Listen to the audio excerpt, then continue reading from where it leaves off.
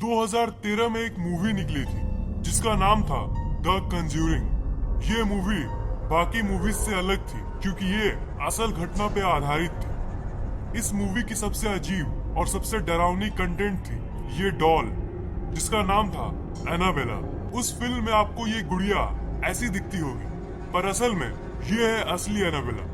उस मूवी को ज्यादा एंटरटेनिंग बनाने के लिए उस डॉल को डायरेक्टर ने रीडिजाइन करवाया था पर असल में ये डॉल बाकी गुड़ियों जैसी एकदम सिंपल दिखती थी। वीडियो शुरू करने से पहले मैं ये कहना चाहता हूँ कि आप लोगों में से कई लोग आत्माओं और भूतों पे यकीन नहीं करते होंगे, इसलिए मैं आपको मेरी घोस्ट वाली वीडियो देखने के लिए कहूँगा। इस वीडियो में मैंने भूतों और आत्माओं के बारे में एक साइंटिफिक वे में समझाया है। So let's explore the true story of the Annabelle doll.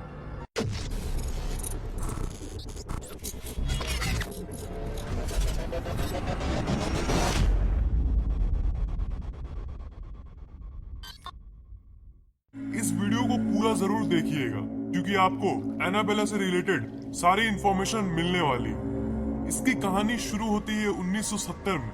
एक लड़की जिसका नाम था डोना, उसे उसकी माँ एक एंटीक डॉल गिफ्ट करती है। उसे बचपन से ही डॉल बहुत पसंद था और इसलिए कॉलेज में होने के बावजूद भी वो इन सब चीजों के साथ खेलती थी। डोना उस समय कॉलेज में थी और वो नर्स की पढ़ाई कर रही थी।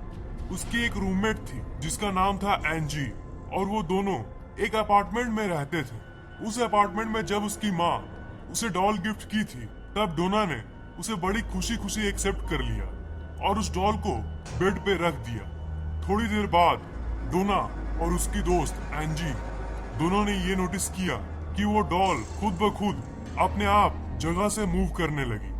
वो जब घर वापस आती थी उस समय डॉल की पोजीशन बदल जाती थी। जब वो उस डॉल को किसी रूम में रख के कॉलेज से आती थी तब वो देखती थी कि वो डॉल दूसरे रूम में पड़ी हुई है। जैसे जब वो बेड पे उस डॉल को रखती थी तो वापस आने के बाद वो अपने सोफा पे उसे पाती थी। धीरे धीरे ये चीजें और भी बढ़ती गई। कुछ हफ्ते बाद ये घटनाएं थोड़ी ज्यादा ही डरावनी होने लगी। एक शाम वो दोनों दोस्त अपने कॉलेज से आई तो उन्होंने कई पेपर्स को देखा जिसपे लिखा हुआ था help us, help us.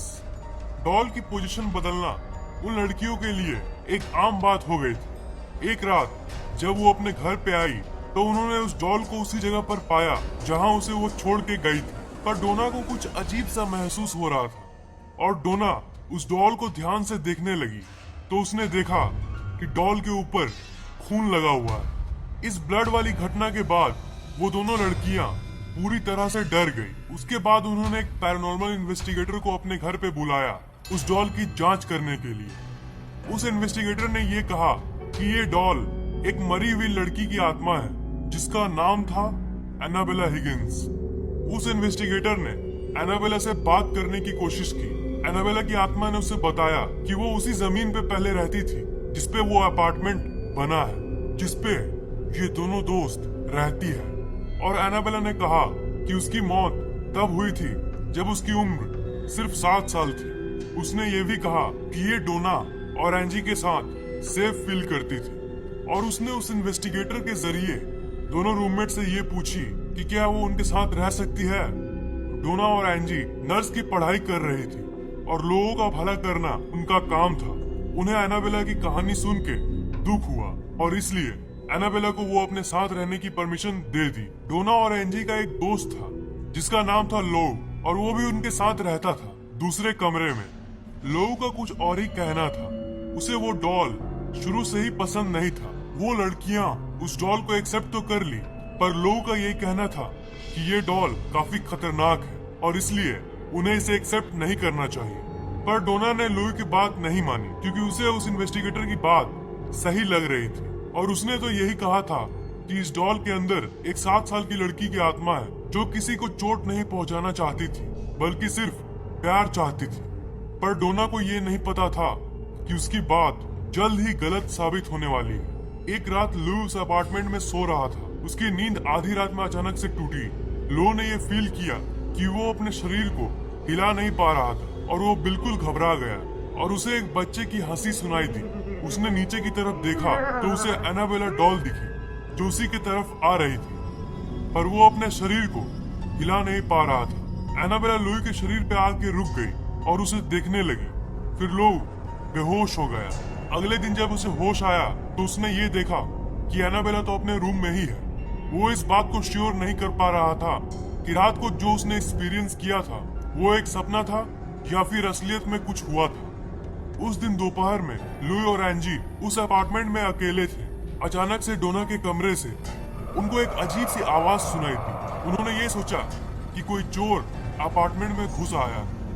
Louis bedroom की तरफ गया और उसने देखा कि वो रूम तो खाली था, कोई उसके अंदर नहीं था, सिर्फ उस डॉल के बदले जो उस रूम में फर्श पर पड़ी हुई थी। उस रूम में अचानक से लुई को लगा कि उसके पीछे कोई है।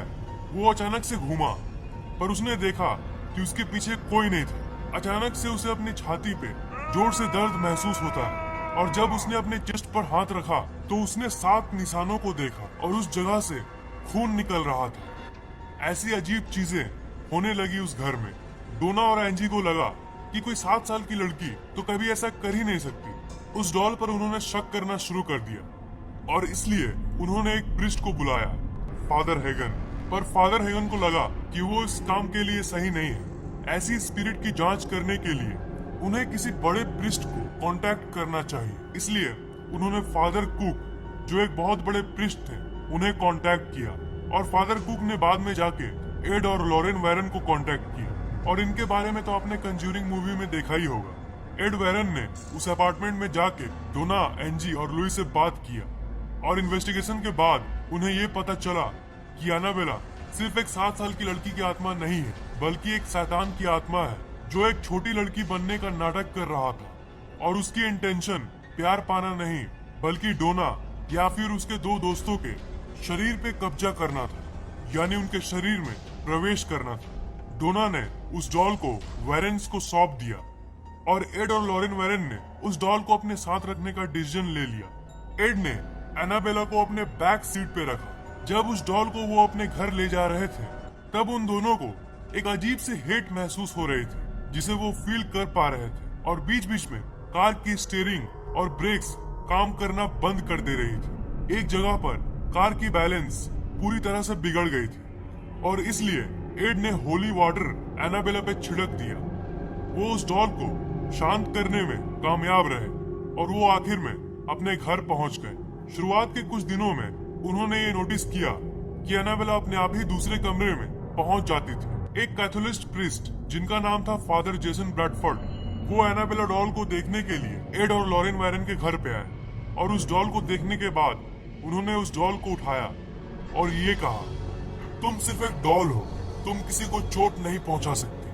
फिर एड ने उस प्रीस्ट को कहा, आप इस लाइन को नहीं कहते तो अच्छा होता। लॉरेन ने उस फादर को ये कहा कि घर जाते समय सावधानी से गाड़ी चलाइएगा और उन्हें घर पहुंचने के बाद फोन करने को कहा, क्योंकि एड का मानना था कि इस डॉल को उन्होंने वो बात कह के गुस्सा दिला दिया था। कुछ घंटों बाद एक फोन कॉल आता है जिसमें उस प्रीस्ट ने बताया कि वो एक एक्सीडेंट में मरने से बाल बाल बच गए। वेरेन ने आखिरकार ये तय किया कि एनाबेला के लिए एक स्पेशल वुडन केस बनाया जाएगा और उसे ऑकल्ट म्यूजियम में रखा जाएगा, जहाँ पे वो आज भी रखी हुई है। एनाबेला अब एक वुडन लॉकर में बंद है, पर इसका ये मतलब नहीं कि वो किसी को चोट नहीं पहुंचा सकती। कुछ सालों बाद एक बार एड अपने विजिटर को एनाबेला के बारे में बता रहे थे, तब उस विजिटर ने उसी रूम में एनाबेला डॉल के सामने ही उसका मजाक उड़ा दिया। जब वो विजिटर रात में अपने एक क्लोज फ्रेंड के साथ बाइक पे घर जा रहा था, तब उसका एक्सीडेंट हो गया, पर उसकी वो दोस्त बच जाती है, पर वो लड़का मर जाता है। उसकी जो दोस्त बचती है, उसने ये कहा कि वो एनाबेला के बारे में बात कर रही थी, उसको लेकर मजाक उड़ा रही थी। तभी अचानक से उसने अपना कंट्रोल लॉस्ट कर दिया और वो बाइक एक पेड़ पे जाके टकरा गई। आज भी एनाबेला उसी ऑकल्ट म्यूजियम में पाई जा सकती है। ये दुनिया की सबसे श्रापित डॉल्स में से एक नहीं, बल्कि दुनिया की सबसे श्रापित डॉल है। जैसा कि मैंने कहा कि आज भी एनाबेला उसी ऑकल्ट म्यूजियम में बंद है। तो अगर आपको एक चांस मिले तो क्या आप एनाबेला डॉल को करीब से देखना चाहोगे? इस वीडियो को लाइक, कमेंट और शेयर कीजिए ताकि ये नॉलेज दूसरों तक पहुंच सके। और इस चैनल को सब्सक्राइब करना मत भूलिएगा, क्योंकि मैं ऐसे इंटरेस्टिंग वीडियोस अपलोड करता रहता हूँ। सब्सक्राइब करने के बाद आप सब्सक्राइब बटन के बगल वाले घंटे को जरूर दबाइएगा, ताकि मेरे वीडियोस आप तक सबसे पहले पहुँचे। आप फैक्टेक के ऑफिशियल फेसबुक पेज को लाइक, ट्विटर और गूगल प्लस को फॉलो जरूर कीजिए, ताकि हम लोग आपस में हमेशा कनेक्टेड रहे।